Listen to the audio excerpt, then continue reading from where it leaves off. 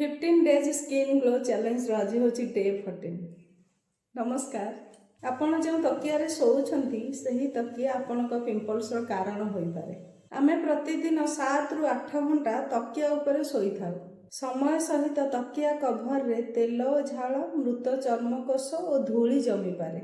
एगुड़िक sensitive skin किंबा pimples हेबार संभावना बढ़ाई पारे। सप्ताह को 2 थर अति कम रे तकिया कभर बदलांतु एवं मुह को छुईबा पूर्व हाथ सफा रखंतु। सफा तकिया कभर व्यवहार करने द्वारा चर्म संपर्क रे आसुथिबा तेल और मैला कमी जाए। जदियो यह एकाकी पिंपल्सर समाधान नुहे तथापि भल स्किन हाइजीन रे एक गुरुत्वपूर्ण अंश। यही टिप्स टी सेव करंतु एवं आपनक सांग मानक सहित शेयर करंतु। Thank you. वीडियोटी भल लगी लाइक करंतु, शेयर करंतु, सब्सक्राइब करंतु एवं स्किन ग्लो चैलेंज रो डे 15 पाई एबेठारु फॉलो करंतु।